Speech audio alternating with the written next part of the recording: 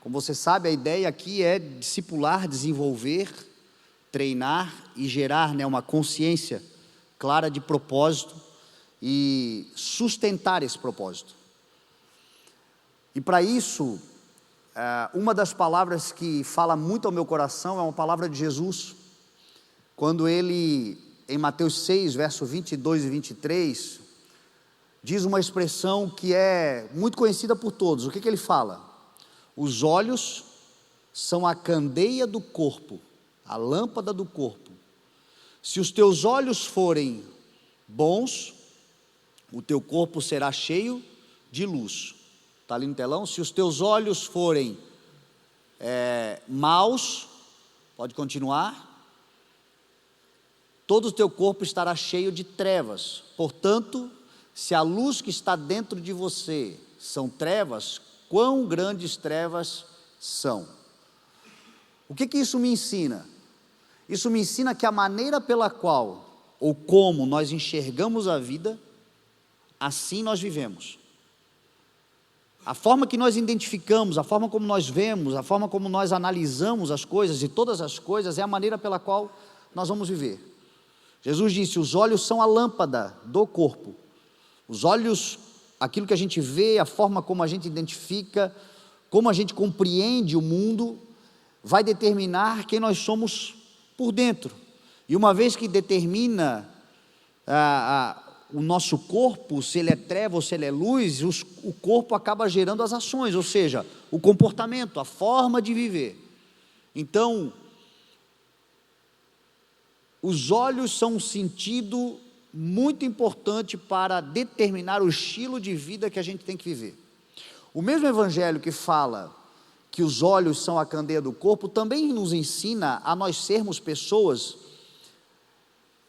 que duvidam, mas dúvida não é sinônimo de incredulidade. A maturidade, a palavra e as experiências na vida mostram que a gente precisa ter a prudência do duvidar. Duvide de tudo que você ouve, duvide de tudo que você vê, duvide de todas as coisas, mas não no sentido de incredulidade. Não duvide no sentido da rejeição, mas duvide no sentido da pesquisa, da prova, do colocar à prova todas as coisas. A palavra vai dizer que Paulo, enquanto pregava, os bereanos, eles avaliavam, eles analisavam o que Paulo estava pregando pelas escrituras para saberem se aquilo que Paulo estava pregando era verdade. O que eles estavam fazendo? Eles estavam duvidando. Será que esse cara está falando é verdade mesmo? E aonde que eu tiro todas as minhas dúvidas? Aonde que eu de fato analiso? Qual é a lente? Porque os olhos são a candeia do corpo, mas nós temos muitas lentes, como espécie de óculos que a gente vai utilizar para enxergar melhor. E cada um escolhe uma lente. Tem pessoas que a sua lente de visibilidade são as mídias. E hoje grande parte da mídia nacional está completamente corrompida, vendida, parcial, servindo a um sistema corrompido de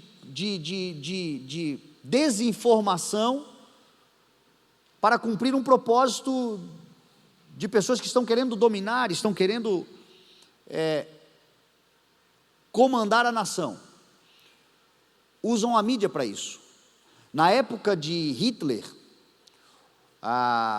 o chefe da propaganda de Hitler, que agora eu esqueci o nome dele, ele tinha uma frase que ele dizia assim: a opinião pública é o que se publica. O que ele queria dizer com isso? Que a opinião pública, ela é manipulável. Ela é manipulável. E isso é uma estratégia diabólica, satânica. Hoje, a mídia que nós temos no mundo, eu não vou nem falar do Brasil, porque é um sistema que Satanás usa para manipular as pessoas, para manipular as massas, para formar a opinião, para gerar a cultura daquilo que eles querem.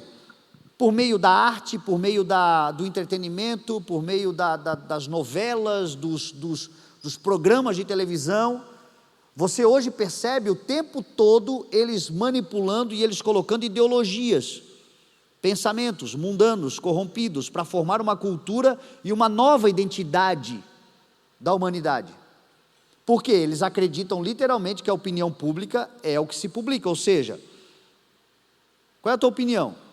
Minha opinião é essa, então vamos ver se é essa mesmo. Aí começa a colocar novas publicidades, novas propagandas, novas intenções, novos métodos. E isso é tão forte que a gente percebe acontecer na nossa vida. Tem coisas que a gente vê pela primeira vez, choca. Meu Deus, que absurdo! Como é que eles têm coragem de colocar isso na televisão? Como é que eles têm coragem de fazer isto? Passa algum tempo, aquilo já não é mais tão chocante. Você é contra, mas você já não se revolta mais. Daqui a pouco passa a ser normalizado. Você que está bem formado, você que já tem uma cultura e uma identidade formada, você já tolera, você não aceita, mas você tolera. Agora tem uma geração que já está nascendo, aprendendo que aquilo ali é o certo. Ou seja, a opinião pública sendo formada pelo que foi publicado. Qual é o contra-ataque? O contra-ataque é o Evangelho.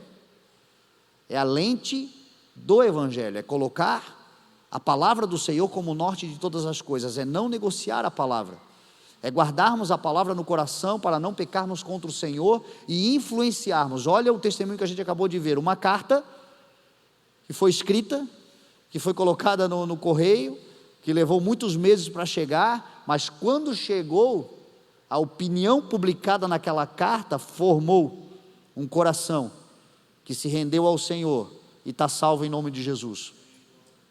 Porque de fato, Paulo vai dizer que as más companhias não corrompem os bons costumes, elas corrompem os bons costumes. Por quê? Porque você vai vendo, publicando toda hora algum tipo de comportamento à sua volta, daqui a pouco aquilo vai se normatizando, vai se tornando, daqui a pouco você é resultado do meio. Então a maneira como a gente enxerga a vida, é a maneira como nós vamos viver. E nós não podemos deixar de enxergar a vida de outra forma, senão sempre pelo Evangelho. Sempre pelo Evangelho. Sempre pelo que a palavra do Senhor fala. Eu estou te relatando aqui coisas que a gente está vendo acontecendo. Só que nós somos os portadores das boas notícias, mesmo em meio ao caos. Somos aqueles que acreditam que mesmo numa rodovia de asfalto, uma flor pode romper e nascer nesse asfalto, se for semeado. O poder do Evangelho, o poder de enxergar o mundo com esperança, o poder de enxergar as coisas com fé, com confiança, com certeza de que apesar de vivermos um tempo muito difícil, nós vamos viver neste tempo o melhor de Deus, porque nós enxergamos a vida pela ótica do Evangelho. Nós enxergamos a vida pela ótica e pela lente da promessa, da profecia, da propagação, e nós temos que ser esses portadores dessa boa notícia. Mas ela só é possível quando a gente enxerga de fato, com olhos bons. Por que eu estou falando isso aqui? Eu vou citar um exemplo, por exemplo, da Segunda Mais. A Segunda Mais, ela nasceu com um propósito de desenvolvimento e relacionamento. Isso aqui você já está cansado de ouvir. Mas ela já acontecia muito antes de acontecer à noite. Nós já estávamos cerca de 3 ou 4 anos fazendo isso todas as segundas-feiras à tarde. Todas as segundas-feiras à tarde a gente já fazia isso. Nos reuníamos, compartilhávamos da palavra, e aí começou a haver algumas queixas de líderes da igreja, de pastores da igreja, de gente que caminha conosco na liderança, dizendo: olha, eu gostaria muito de participar, mas à tarde eu não consigo, eu tenho que trabalhar, eu tenho os compromissos. E óbvio, a gente sabe disso, a maior parte das pessoas são voluntárias e tem as suas demandas. E aí nós pensamos, então vamos fazer o seguinte, vamos fazer à noite, vamos movimentar, vamos mobilizar, vamos fazer à noite. E começamos a fazer à noite. E a verdade é muito inusitada. Aquela turma que pedia para fazer de noite, pouquíssimos apareceram. A maior parte não aderiu. E o que eu poderia fazer nesse momento? Me revoltar. Enxergar essas coisas com olhos maus e pensar, quer saber de uma coisa? Povo miserável, né? Porque é muito mais para eles do que para mim. Para mim é sacrifício, para eles seria desenvolvimento, para as pessoas que estão servindo é sacrifício, para eles seria crescimento.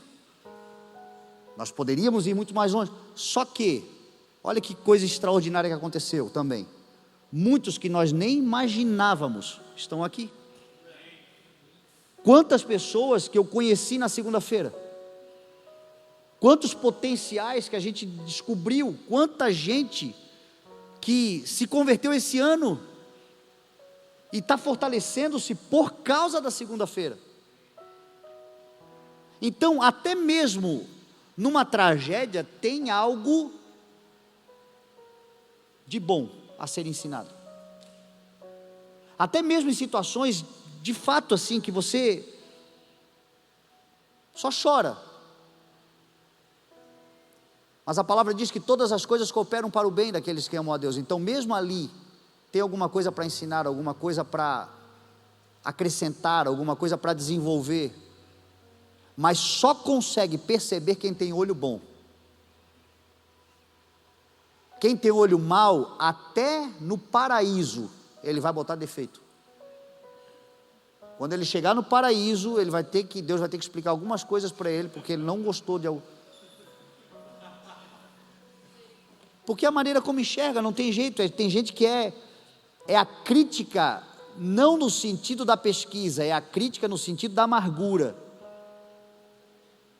do questionar não para aprender, do questionar porque já determinou a dúvida no coração, a incredulidade e acabou. Então é só para combater. Isso é o olhar mal de todas as coisas. A gente vê aqui na igreja isso acontecendo. Tem projetos que a gente faz e que tem pessoas que olham, meu Deus, que coisa maravilhosa. Tem gente que fica na dúvida, tá, mas o que isso significa? Aí a gente explica, entendi, estamos juntos. E tem gente que não tem jeito, vai ser contra até o fim. Porque olha mal. Tem gente que vai te avaliar, vai te analisar, vai te julgar com os olhos maus e não tem o que você faça. Não tem o que você faça, ela não vai gostar de você. E não tem a ver com você, tem a ver com a maneira como ela te enxerga. É a lente que ela está usando. Agora nós podemos usar as lentes do Evangelho sempre. E entendemos o que Jesus está dizendo. Se os teus olhos forem bons, o teu corpo será cheio de luz. Olho bom é aquele que, ontem eu ainda preguei sobre isso. Quando Zaqueu entrou com Jesus na sua casa, o povo veio todo atrás, criticando, dizendo, meu Deus, ele vai comer com um pecador? Ele vai se assentar com um pecador? E o povo de fato conhecia Zaqueu. Zaqueu era um pecador, mas ele era um pecador igual todo mundo ali. Porque talvez ele fosse chamado de pecador porque ele era ladrão, publicano, cobrava mais do que devia. E aí tem gente que diz assim, pois é, eu nunca roubei, eu nunca matei, mas já mentiu. Já desejou o mal de alguém, talvez não teve coragem de fazer, mas pensou, devia morrer mesmo, esse miserável. Ou seja, todos pecaram e destituídos foram da glória de Deus e carecem de misericórdia. Todo mundo é pecador. Então quando eles estavam falando, é aquela velha frase, quando Pedro fala de Paulo, eu sei mais sobre Pedro do que sobre Paulo. Quando alguém está falando de alguém, você analisa mais essa pessoa, é a psicologia do espelho, do reflexo que fala. Normalmente quem está falando muito de alguém, ela está se revelando no que fala. Isso é psicologia humana. Então quando aquele povo diz, pois é um pecador, sim, ele e todos vocês. Mas ainda assim Jesus foi e olhou com os olhos bons. E trouxe luz para aquela casa, porque ele é a luz do mundo. Mas ele é a luz do mundo porque ele tem um olhar bom, ou seja, as pessoas nos avaliam, nos olham muitas vezes por quem nós fomos ou somos. Jesus nos olha a partir de quem nós nos tornaremos nele. Essa é a diferença. Quem tem um olho bom não deixa de ver que está ruim o negócio, mas é o típico camarada que entra num terreno baldio e vê uma cidade planejada. Tem gente que entra num terreno baldio, meu Deus, que matagal, que espinharada, meu Deus, isso aqui não presta para nada. E tem gente que entra no mesmo terreno e diz assim, oh, meu Deus, isso aqui, planejado, organizado, vai dar um bairro. É a maneira como vê. Tem um monte de gente andando no meio do mato, e tem gente que vai fazer de mato as cidades, e tem gente que vai só passar no meio do mato reclamando dos espinhos. Tem gente que ao passar no meio do mato vai estar xingando, tropeçando, reclamando, e tem gente que vai pegar uma foice e com um olhar bom vai dizer, tem potencial nisso aqui. É assim que a gente olha para as pessoas. O olhar bom é desse jeito, ele olha para as pessoas, ele identifica, tem coisa para ser feito, mas não se trata de quem é ou de quem foi, se trata de quem pode se tornar. A segunda-feira é um dia para isso, é um dia para tratar quem nós podemos nos tornar, nos afiando mutuamente, andando juntos em comunhão, mas isso só acontece com um olhar bom. Tem gente que a segunda-feira o olhar é ruim, meu Deus do céu, já trabalhei domingo, já preguei, já servi, agora tem que ir para segunda-feira, nem vem, pelo amor de Deus, não vem. E tem outros que na segunda-feira já começam a ser, e aí bicho, vai ter segunda mais, vai ter segunda mais, vai ter segunda mais, vai ter segunda, é o olhar bom. Esses vão conseguir usufruir e extrair tudo que a segunda vai oferecer. E isso é em toda a vida. Porque se a luz que há dentro de nós são trevas, Jesus disse, quão tremendas trevas são. O segredo é como a gente olha. Então talvez você precise só olhar com uma lente diferente para coisas que você já tem, para lugares que você já está, para valores que já te foram confiados, para o ministério que você já exerce, para a situação talvez no trabalho que está acontecendo. Procura, ao invés de determinar qualquer coisa, trocar a lente e olhar com um olhar diferente. Talvez você vai entender por que determinada pessoa é meia grossa, é meia cri-cri, talvez você vai entender, talvez não tenha nem a ver contra você ou contra qualquer coisa, talvez ela está só ferida. Mas se você não botar uma lente de olhar com um olhar de luz e de bondade, um olhar bom, você nunca vai compreender, para poder curar, para poder ter uma palavra que liberta, que transforma. No evangelho mesmo, o tempo inteiro a gente está olhando para pessoas que estão em condições deploráveis. Mas por que a igreja avança? Por que a gente vê tanto testemunho dentro da igreja? Porque quando entra alguém, o meu olhar pastoral é um olhar de bondade. Entra pessoas aqui, eu sou da cidade, eu sou nascido na cidade, eu vejo entrar gente aqui que eu conheço a história deles. E quando eu vejo eu me alegro, porque eu penso, chegou no lugar onde tudo pode ser transformado. E esse olhar bom acredita, investe, é o olhar pastoral, é o olhar que acredita sempre na próxima oportunidade, que Deus pode fazer, que a coisa pode mudar, que a mente pode se abrir, que o coração pode ser transformado. Se eu não olhar com esse olhar de bom, de luz, não vai acontecer, porque eu não vou gastar o meu tempo, eu não vou perder, eu vou achar que eu estou perdendo tempo, eu não estou investindo tempo. Porque quem tem um olhar bom investe, quem tem um olhar ruim acha que está jogando fora, desprezando. Então, guarda isso no teu coração. A gente está terminando o ano, e talvez seja agora o tempo da gente começar a entrar em reflexões, né? Em reflexões, sobre o que vivemos até aqui, sobre o que vamos fazer a partir daqui, sobre coisas que talvez não aconteceram como a gente esperava, mas não significa que não aconteceu nada, e tudo depende da maneira como você vai olhar. Se você olhar errado, você pode jogar fora coisas que você está ainda no processo de semeadura por meio de choro. Mas como diz a palavra, você vai colher se você não desanimar. E o colher significa em você sempre olhar para aquilo ali, quando ainda parece ser só um talo, mas olhar com a expectativa de um olhar bom, vai dar certo. Enquanto isso tem gente que o olhar mal lança fora, joga fora, deixa para lá, alguém vai passar, vai colher, que nem semeou, vai aproveitar e usufruir, porque olhou com olhar bom. Então, nesse momento de final de ano, reflita sobre isso. Nesse tempo de ressignificar muitas coisas, reflita sobre isso. O que Deus te colocou na vida, olhe, se os teus olhos forem bons, procura o bem de todas as coisas, para não desperdiçar coisas que estão acontecendo e que ainda vão acontecer em nome de Jesus. Amém?